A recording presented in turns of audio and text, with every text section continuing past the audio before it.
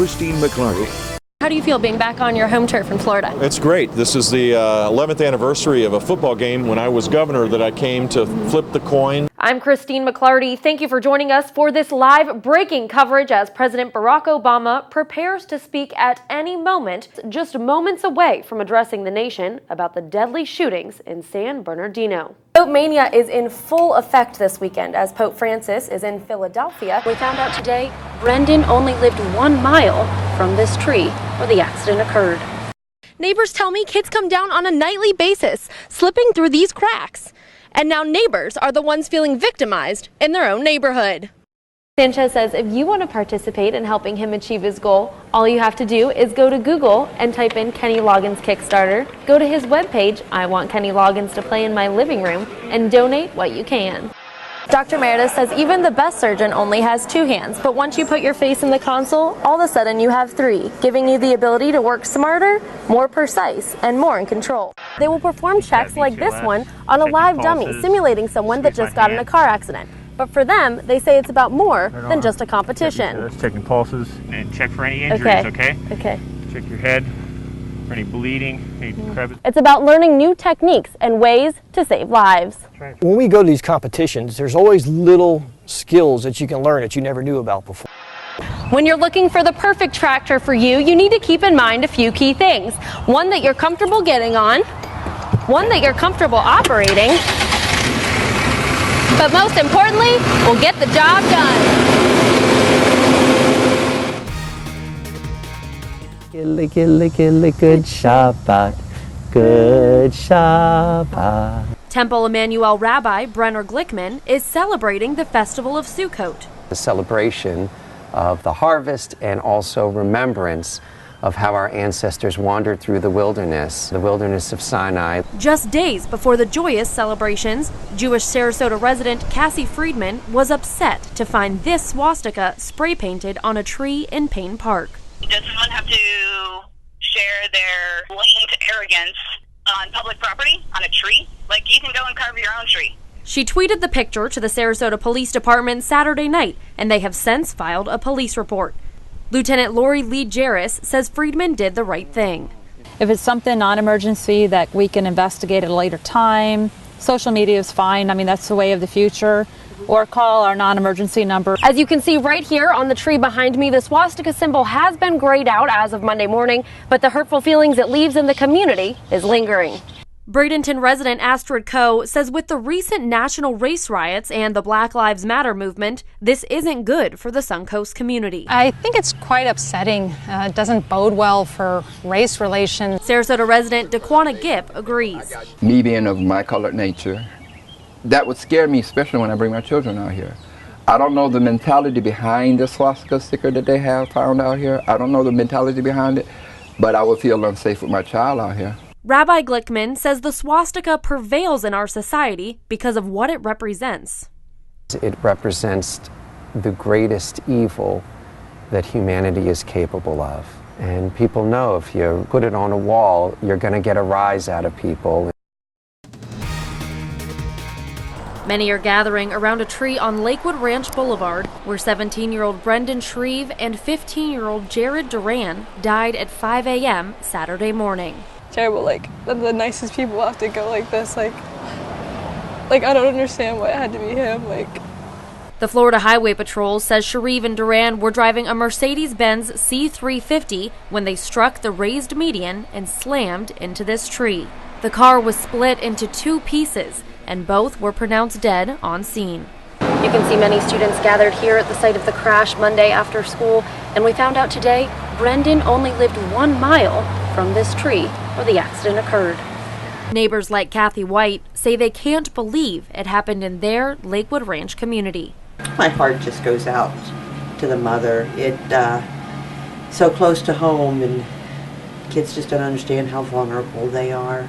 Lakewood Ranch resident Sarah Beatonhead agrees. I cannot even imagine what those parents are going through right now. I mean, their lives are just forever changed, and it's so sad. Patty Catter and her family have lived in the house to the left of the Shreves for more than a year. They say Brendan was one of a kind. He's just a great kid. He thought about everybody else.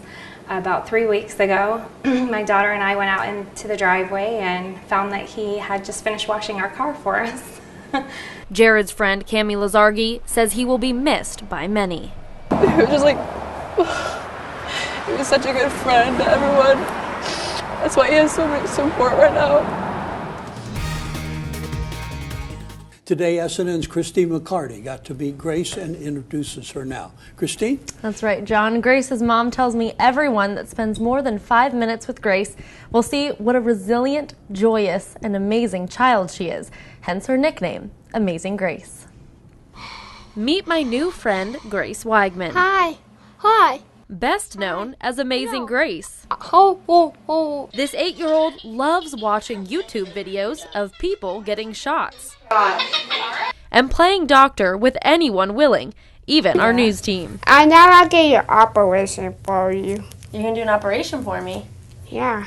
Her life revolves around medicine. Robinow syndrome is extremely rare. It's an extremely rare condition. Weighing in at 63 pounds, her fragile body 4'5", awesome. has undergone a lot of changes. And this is what they placed. It's called a vector. Hooks from clavicle to hip. Her spine was growing into the space where her lungs were, and so it was causing her to breathe shallow, rapid breaths. To help, she has had 2 vectors, or rods, surgically placed inside her back. As she grows, the rods need to be manually extended, so she will have back surgery every 6 months until she's 17 years old. That's the next 9 years. But Amazing Grace doesn't let it bother her. She can walk into a room and just light it up. All right. One of the most courageous, resilient young girls that I have in my practice. As Grace gets stronger, so does her family's faith. It's very hard for me to think God could do this. But now looking back, everything that we've been through, I've been able to share our experience, strength, and hope with somebody else, which I guess is what it's all about. Amazing Grace will keep taking it day by day, one Band-Aid at a time. It's cute. And Gracie's mother says the only thing that has pulled her through this is their Sarasota church, South Shore. When Grace was diagnosed, parishioners brought countless meals and did daily chores 53 days in a row. People who want to reach out to the Weigman family, how can they do that? It's a great question. Grace has a Facebook page called Prayers, Love, and Hugs for Amazing Grace. You can contact the family through that to help. We have their link to her Facebook page on our website, snntv.com. At 35 years old, Nick Wallenda broke 2 Guinness World Records Sunday night, adding it to the 7 he already has. All my training in my hometown in Sarasota, all that hard work definitely pays off. Wallenda walked 2 wires, one at a 19-degree angle, more than 2 city blocks long. The other a straight across wire, walked with a blindfold, and no nets, even no harnesses. Wallenda says more challenging than walking the wire is not walking the wire. You know, the hardest part of doing live TV is waiting until the director says, go ahead on the wire. That hour leading up to it that everybody's going, why are they making us watch this for an hour until he gets on the wire? I'm going, why are they making me wait to get on the wire for an hour? Because I want to get on that wire and walk. Thousands of people have come down here to State Street in Wacker to watch Nick Wallenda walk over the Chicago River. At first I thought he was a little whack. I think it's pretty cool, like, you know, it's something he's passionate about. With spectators flocking to Chicago from around the world. I'm French and I'm here to watch the men on the wire. They hunkered down hours before the walk to get a good view. How early did you get out here? Hour and a half. We wanted to walk around the area and see what kind of view we had. Okay. To get a good seat so we could see him walk the wire. No one with a better view than Wallenda himself, walking 600 feet over the Chicago River. And the skyline is just unreal from up there, just to take it in. Wallenda will spend the next couple days in Chicago and New York, talking to media. Reporting downtown Chicago, Christy McLarty, SNN, the Suncoast News Network.